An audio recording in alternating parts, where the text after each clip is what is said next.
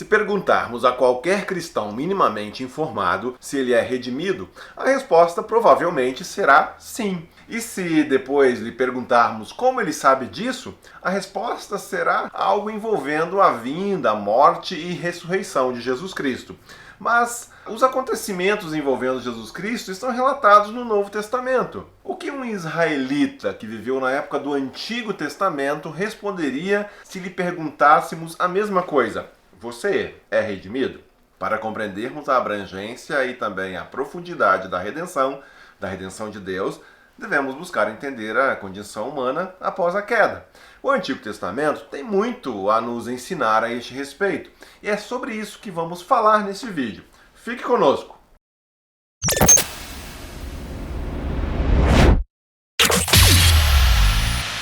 Nosso canal existe para levar conteúdo teológico com embasamento bíblico por uma perspectiva missional para você. Já temos um vídeo sobre os 4 aspectos da condição humana após a queda aqui no canal. Dá uma conferida lá depois, o link está na descrição aqui abaixo.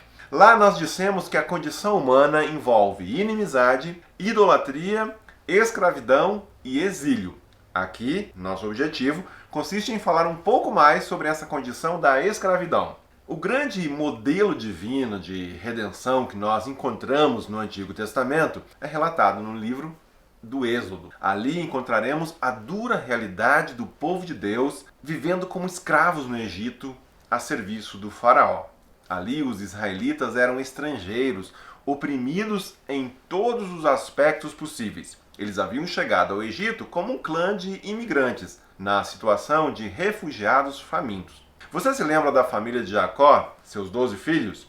Então, um desses filhos, chamado José, foi vendido por seus irmãos. José acabou então no Egito. Mais tarde, toda a família de Jacó acaba no Egito também. Lá, com o passar dos anos, ele se torna um grande povo.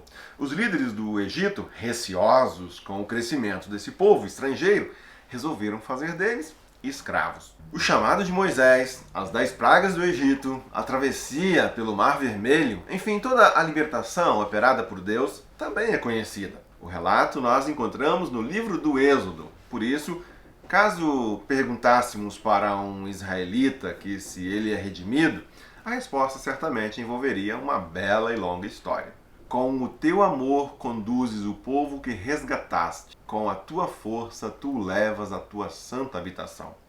A libertação que Deus operou com o seu povo, o povo de Israel, é um verdadeiro modelo de redenção que nós temos lá no Antigo Testamento. No capítulo 15 do livro do Êxodo, o povo está celebrando essa libertação. Sim, eles entendiam que foram redimidos por Deus. Terror e medo caem sobre eles. Pelo poder do teu braço ficam paralisados como pedra, até que passe o teu povo. Ó Senhor, até que passe o povo que tu compraste. Temos aqui a introdução desta linguagem da redenção no Antigo Testamento. Deus se revela como o libertador, o redentor. Assim, temos uma bela metáfora da redenção a partir da condição social e econômica de Israel. A Deus cabe os papéis de vingador, redentor, resgatador, provedor. Deus é próximo, ele se aproxima de Israel como se ele estivesse fazendo deles a sua grande família. Vejamos estas instruções que Deus passa para Moisés quando ele fosse falar então ao faraó.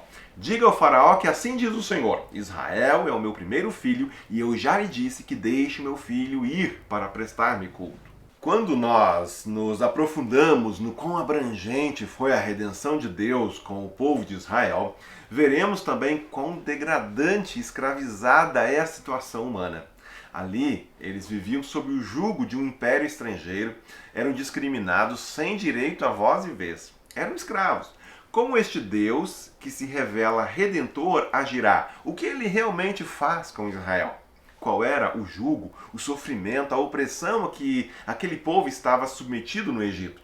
Eles eram livres do ponto de vista político? Eles desfrutavam de alguma liberdade econômica? Eles gozavam de justiça social?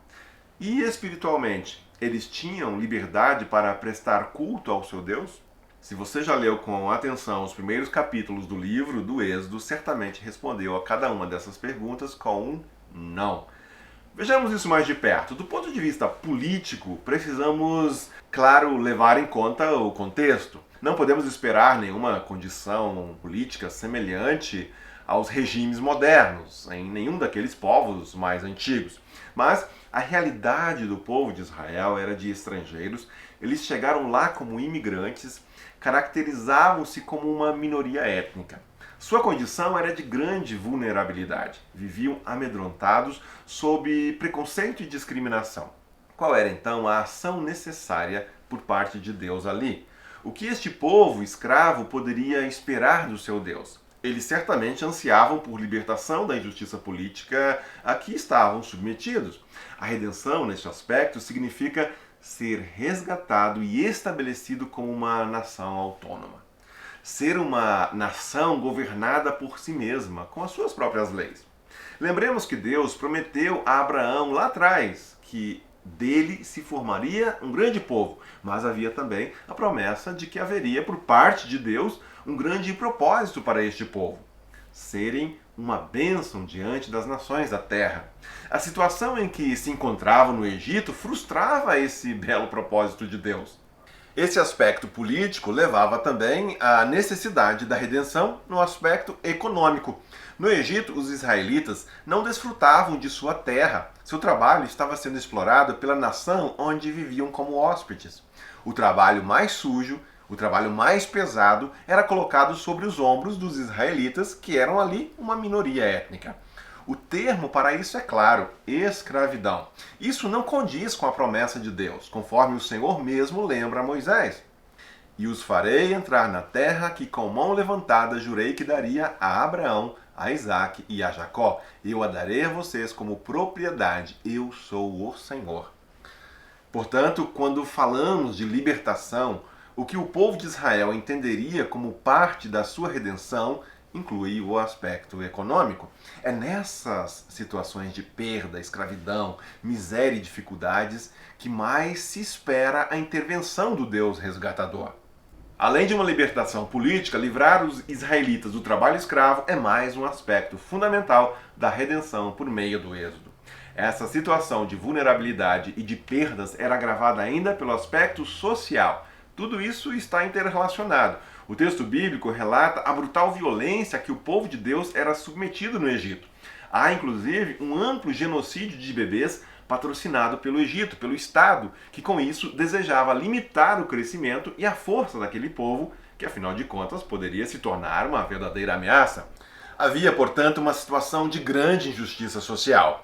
Eles sofriam a interferência do Estado em todas as áreas de sua vida. Imagina como é ver aquela alegria, da expectativa por uma nova criança, ser vivida por 9 meses sob o medo de que, se fosse um menino, seria despedaçado pelas espadas do governo. Assim, a expectativa pela intervenção do Deus Redentor envolvia a esperança de dias em que as pessoas seriam regidas por leis justas, quando pudessem se estabelecer num novo modelo de sociedade. Enfim, a vida sob o governo e amparo do Deus resgatador consiste em vidas sendo preservadas, tratadas com dignidade.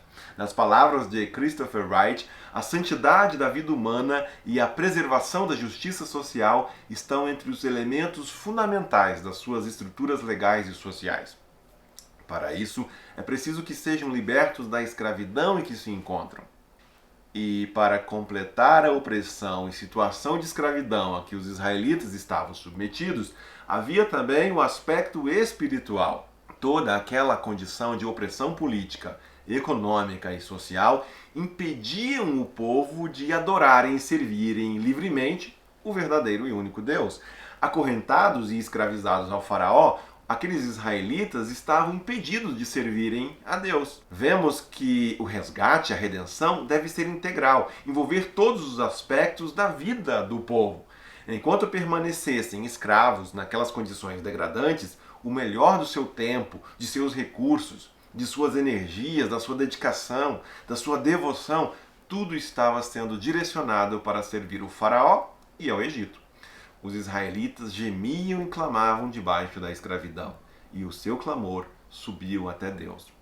As palavras com que Deus orienta Moisés para se dirigir ao faraó são as seguintes: Diga ao faraó que assim diz o Senhor: Israel é meu primeiro filho. Eu já lhe disse que deixe o meu filho ir para prestar-me culto.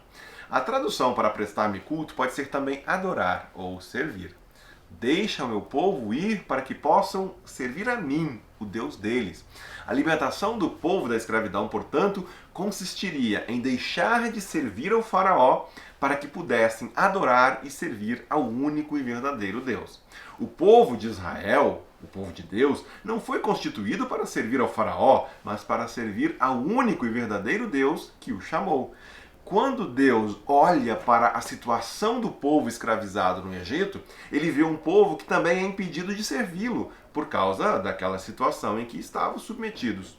Há, portanto, todo um processo espiritual envolvido. Vemos como Moisés, ao dirigir-se ao faraó, pede claramente que deixe o povo ir para o deserto e assim ali adorar o seu Deus. Um pedido que é sempre rejeitado pelo faraó. É muito bonita a maneira como Christopher Wright se refere a esse episódio da insistência de Deus por meio de Moisés para que o faraó deixe o povo ir. A ênfase está no fato de que Yahvé não pretende meramente libertar escravos, mas recuperar adoradores. Todo esse processo de libertação envolve um aspecto amplo da dimensão humana. Deus liberta da opressão política e também espiritual. A libertação de Deus é ampla, é integral, envolvendo a história política e também a esfera espiritual.